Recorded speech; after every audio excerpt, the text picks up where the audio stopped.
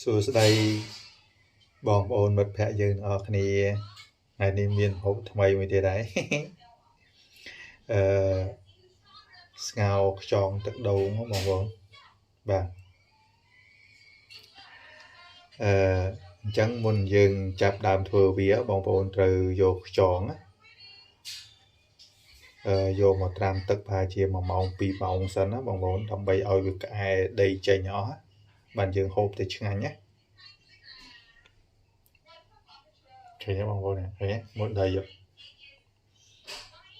ងពេលយើងត្រាំទៅមើលវាក្អែដីចេញហ្នឹងឃើញទេ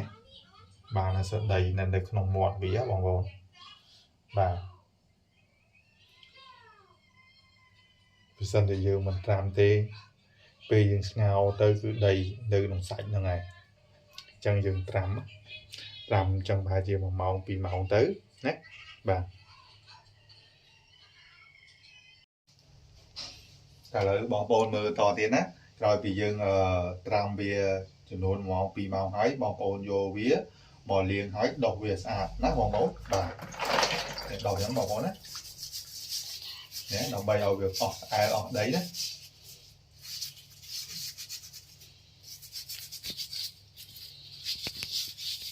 យើងដុសវាអញ្ចឹងធ្វើអញ្ចឹងរហូតដល់អស់ខ្យងណាបងប្អូនហើយចាំយើងយកវាទៅស្ងោរ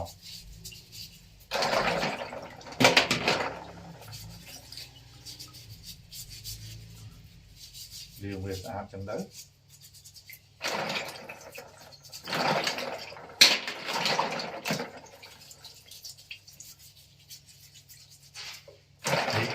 យើងធ្វើហូបខ្លួនឯងហ្នឹងយើងលាងវាស្អាតទៅចឹងបើគេធ្វើលក់វិញអត់ទេបងប្អូនអើយក្លុកស្ងោរយកមកញ៉ាំហើយនេះយើងធ្វើខ្លួនឯងហ្នឹងហើយយើងដុសវាលាងវាចឹងហើយ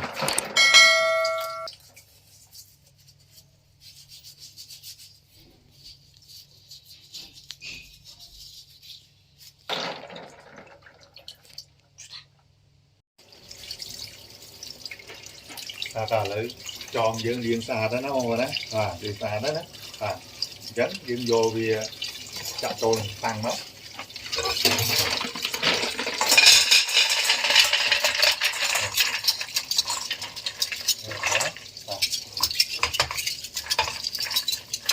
វាចូលយ៉ាងមកបងប្អូនយកគ្រឿងវាដាក់ចូលណាបាទស្លឹកក្រូចសើចណាស្លឹកក្រូចសើច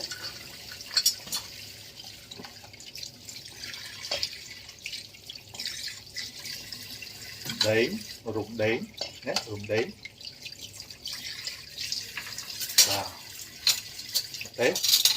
បងប្អូនទេចាំគាត់ទៅ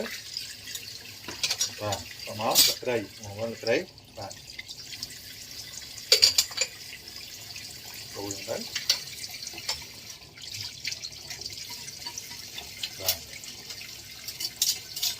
ទៀតបងប្អូនយកអំបិលមួយស្លាបព្រាបាយដាក់ចូលណាទីទៅកុំឲ្យវាឆ្អាបយើងចាក់អំបិលស្លាបព្រាបាយចូលមក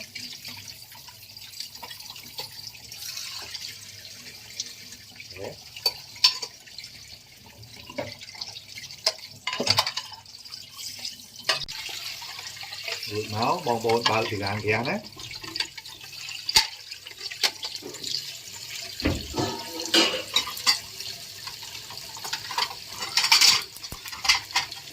បើលើកខ្លាំងទេបងប្អូនណាបាទមុំទៅដាក់យកវារីងទឹក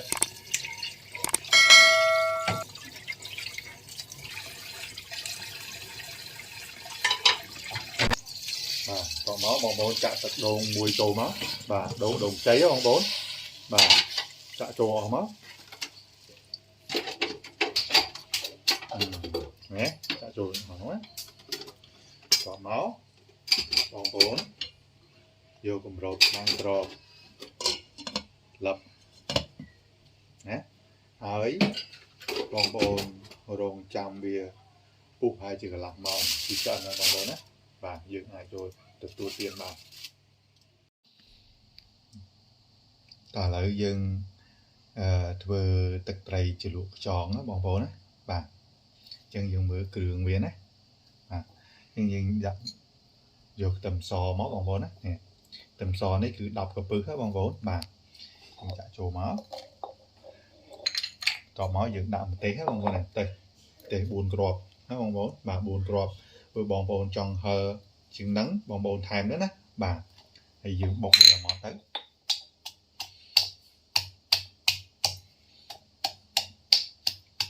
dựng bột bây giờ mọt làm dựng đã cái đường ly than tiền cái đường xây tiền nó bằng vốn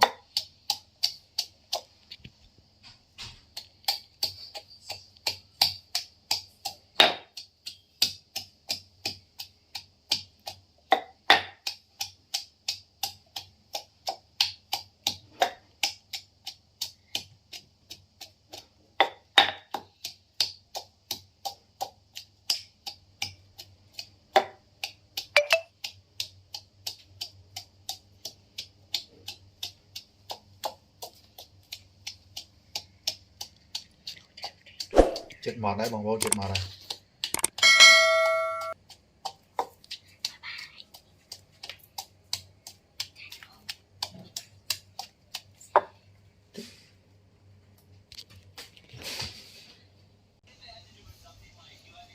rồi bữa bằng vô bữa đấy lại bị mọt đó bằng vô đấy bà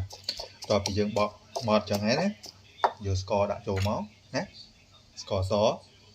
so ní cứ pi là bìa bài không có pi là bìa bài trổ máu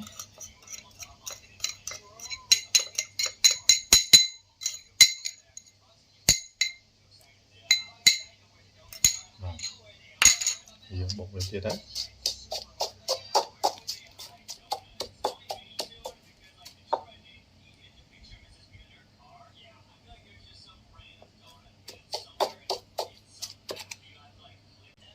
tỏ bây giờ đã score hái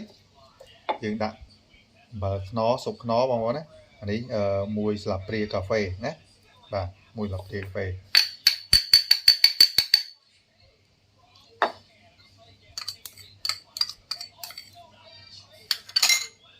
một việc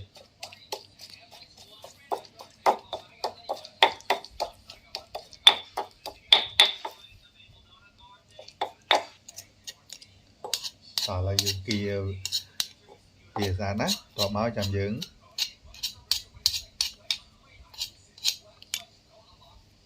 chạm thực trấy những chạm thực trầy trồ thực trầy ní mùi sạp rìa bài á bóng phố đó thực trầy mùi sạp rìa bài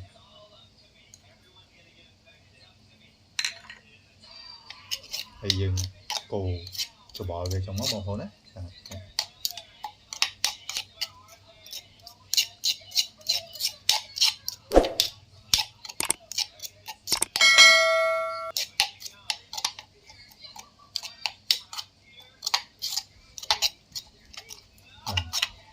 máu bong bồn cho bạn của chúng ta trôi nát bà hay chúng tôi của chúng ta bởi sân nhiều thì tha bong bồn trong bàn chu rồi mùi trong bàn bố bong bồn cho bạn thấy bong bồn lụa tàu tam chùm lòng chùm nấu chân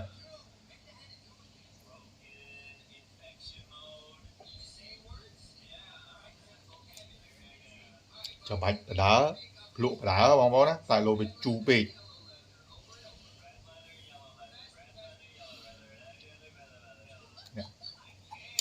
nè phơi được tay phơi đá lên trong món đá bong bồn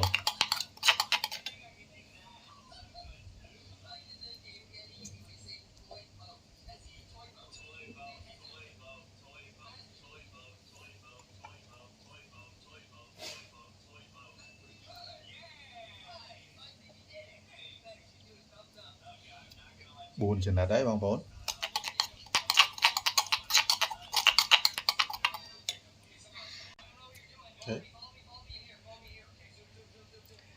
làm là tiết làm là đó bong bồn này làm là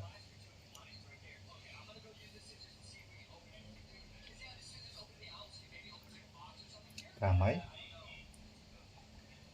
muối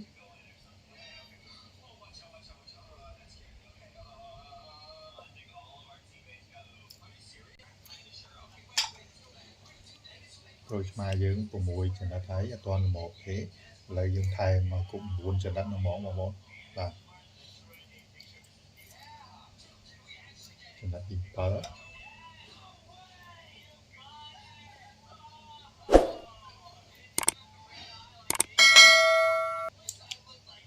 7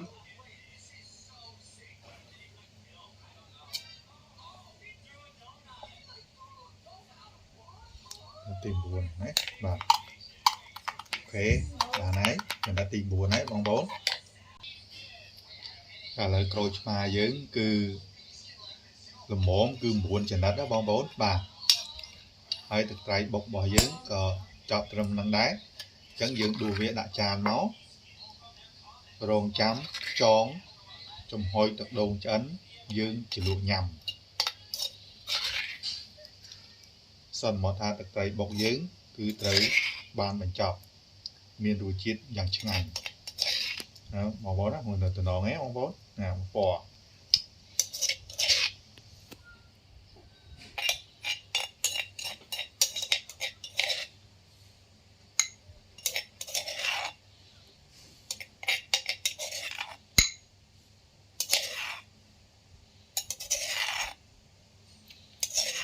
bà ok dương chăm vô tròn mà lụa nhầm ngọt ní đó bóng 4 bà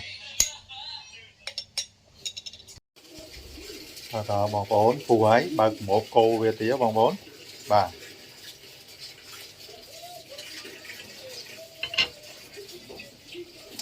mùi không nói mùi à cô về tía nó chụp cả đấy bóng 4 chụp cả đấy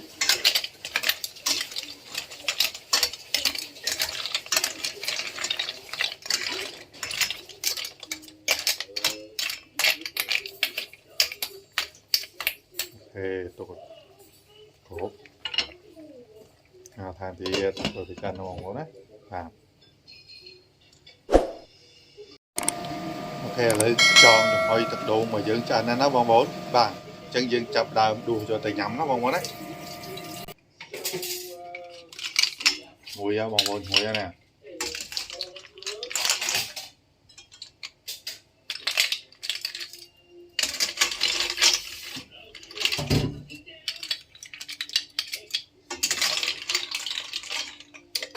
rồi nè nè nè là tròn nhà mấy nhà mùi niêm mò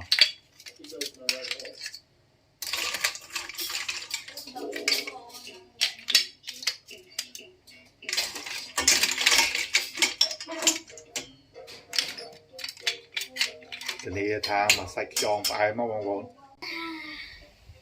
à bóng cười nhé nè nè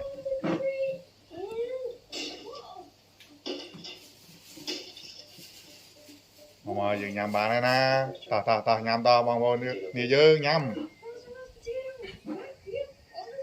mùi nè